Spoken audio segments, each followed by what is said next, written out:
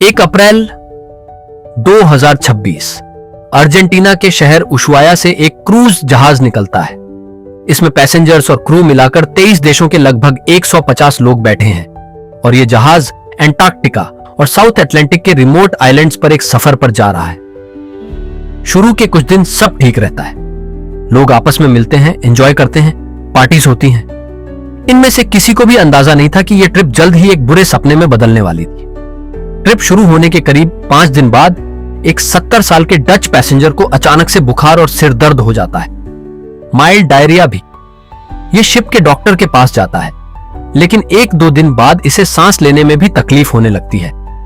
देखते ही देखते अचानक से हालत इतनी खराब हो जाती है कि 11 अप्रैल को जहाज पर ही इसकी मौत हो जाती है। आखिर क्या कारण था इस मौत के पीछे? किसी को नहीं पता था। पैसेंजर्स इस बात पर ज्यादा ध्यान नहीं देते और लोग सोशलाइजिंग में और एंजॉय करने में लगे रहते हैं। 24 अप्रैल यह जहाज अफ्रीका के पास एक आइलैंड सेंट हेलेना पर डॉक करता है। यहां पर मुर्दा पैसेंजर की पत्नी उसकी बॉडी के साथ उतर जाती है।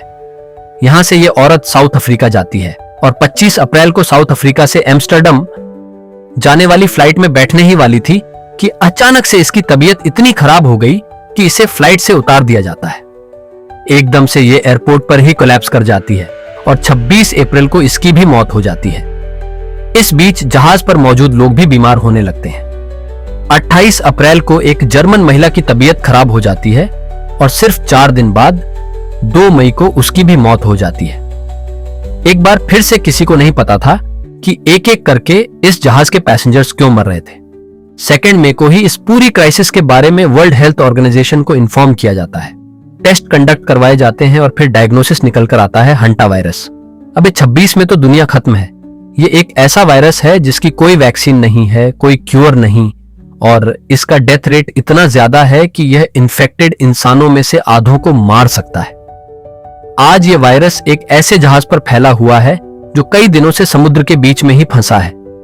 पूरी दुनिया में न्यूज हेडलाइंस बन रही हैं और कोई इस जहाज को अपने देश में डॉक नहीं होने देना चाहता।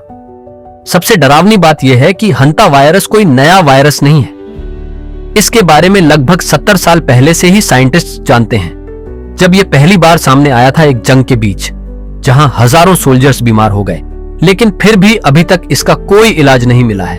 हांटा वायरस एक्चुअली में कोई सिंगल वायरस नहीं है।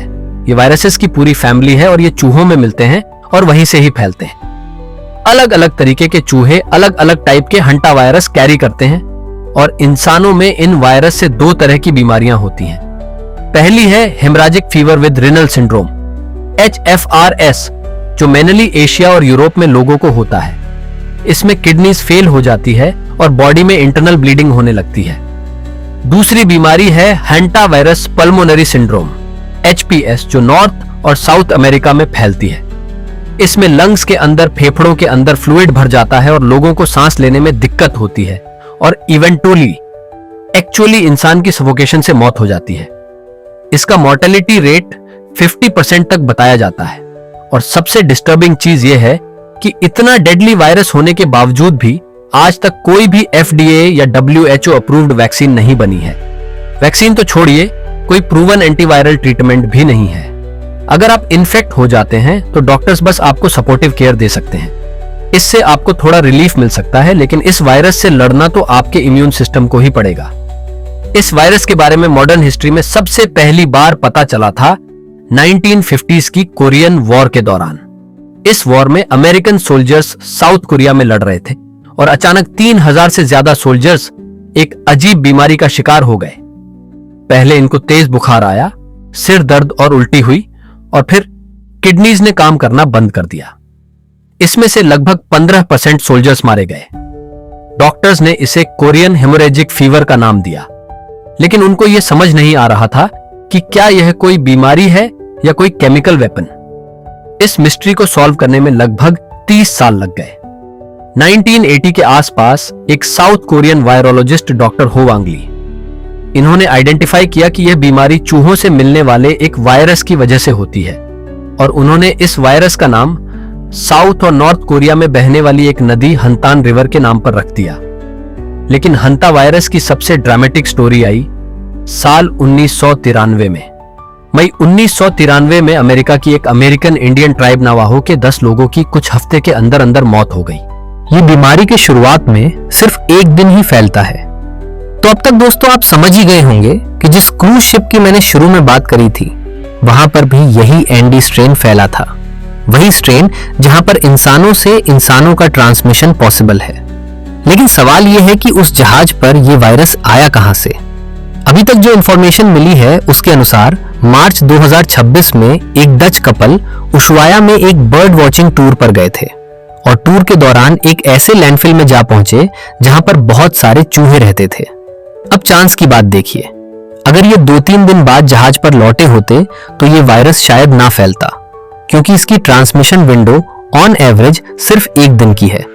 लेकिन ये टूर के तुरंत बाद इस जहाज पर आ गए और यहीं पर और लोगों में इन्फेक्शन फैल गया। बाय द वे, ये वही डच कपल है जिसकी हंता वायरस से सबसे पहले मौत हुई। 10 मई तक इस जहाज पर टोटल 10 केसेस सामने आ चुके हैं और 3 लोगों की ऑलरेडी मौत हो चुकी है। इसके अलावा कई पैसेंजर्स को मेडिकली इवैक्यूएट करना पड़ा है और अभी 4 पेशेंट्स हॉस्पिटलाइज्ड हैं। एक आईसीयू में जोहानिसबर्ग साउथ अफ्रीका में, 2 अलग अलग हॉस्पिटल्स में नीदरलैंड्स में और एक स्विट्जरलैंड में। कई दिनों तक ये जहाज वेस्ट अफ्रीकन कंट्री केप वर्दे की कोस्ट के पास खड़ा रहा था, लेकिन इस देश ने इसे डॉक करने की परमिशन देने से मना कर दिया। फिर स्पेन ने उसे अपने अंडर आने वाले ऑटोनॉमस कैनरी आइलैंड्स पर डॉक करने की परमिशन दी और 10 मई को यह जहाज फाइनली जाकर टेनरिफ आइलैंड पर डॉक करता है। अब यहां से इस जहाज को इवैक्यूएट किया जा रहा है और यह देखना होगा कि कितने पैसेंजर्स यहां पॉजिटिव टेस्ट करते हैं। जहाज की क्रू में 2 इंडियंस भी शामिल थे और वो जहाज के साथ अब नीदरलैंड्स गए हैं और वहां पर क्वारंटाइन में हैं। हालांकि उनमें कोई सिम्टम्स नहीं देखे गए हैं। लेकिन इस सब के बीच सबसे बड़ा सवाल जो आपके मन में आ रहा होगा, मेरे मन में भी आ रहा है, कि क्या हंता वायरस अब अगला पैंडेमिक बन जाएगा। अब देखो दोस्तों, मैं कोई एस्ट्रोलॉजर तो हूं नहीं, होने को कुछ भी हो सकता है, लेकिन इसका चांस बहुत कम है और इसकी वजह है 2 कारण। पहला तो यह है कि इसका ट्रांसमिशन विंडो इतना छोटा है, सिर्फ 1 दिन का।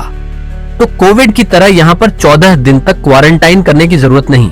अगर कोई इन्फेक्टेड आदमी है, अगर 2 दिन तक वह किसी और से नहीं मिलता, उसी में ही चांस बहुत बहुत कम हो जाता है। दूसरा, कोविड या फ्लू की तरह यह हवा में नहीं फैलता, तो इसलिए इसके फैलने का चांस और भी कम हो जाता है। यह सिर्फ human to human close contact से फैलता है। अभी तक इसका यूरोप और एशिया में कोई भी ह्यूमन टू ह्यूमन केस नहीं देखा गया है। वर्ल्ड हेल्थ ऑर्गेनाइजेशन ने भी कहा है कि ग्लोबल पॉपुलेशन के लिए इस वायरस का ओवरऑल रिस्क लो है। लेकिन यह इंसिडेंट एक बड़ा वेकअप कॉल है, क्योंकि इसका मोर्टेलिटी रेट, डेथ रेट 50% तक हो सकता है। तो जो लोग इन्फेक्ट हो जाते हैं उनके लिए यह बेहद जानलेवा है।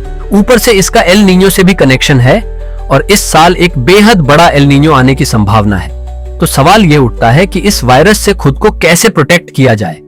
सबसे पहले तो आपको अपने घर को सील करने की जरूरत है ताकि चूहे घर के अंदर ना घुस सके। यह वायरस चूहों से फैलता है। अच्छा यही होगा कि आप घर में कोई भी ऐसी जगह या गैप ना छोड़ें जिससे चूहे अंदर आ सके। अगर आप ऐसी किसी जगह पर जा रहे हो जहां बहुत चूहे होते हैं, जैसे कि स्टोरेज रूम, गोदाम या पुराने बंद कमरे, तो N95 मास्क या ग्लव्स पहनकर जाओ। अगर आप कहीं पर भी चूहों की ड्रॉपिंग्स देखते हो तो और भी ज्यादा ध्यान रखने की जरूरत है। लेकिन सबसे बेसिक पॉइंट यहां पर है हाइजीन। अपने आसपास खाने को खुला मत छोड़ो, कूड़े को प्रॉपरली डिस्पोज करो और जितनी भी चीजें चूहों को अट्रैक्ट करती हैं उनको हटा दो। हंटा वायरस एक साइलेंट थ्रेट है। ये न्यूज हेडलाइंस में तभी आता है जब अचानक से कई लोगों की मौत हो जाती है। लेकिन सच बात तो यह है कि यह वायरस हर रोज दुनिया भर में खामोशी से कई दशकों से लोगों को इन्फेक्ट करता रहा है। बस फर्क यह है कि पहले आपको इसके बारे में नहीं पता था, लेकिन अब आप जान चुके हैं। बिना वैक्सीन और क्योर के आपके पास अब सबसे अच्छा हथियार है अवेयरनेस और प्रिवेंशन।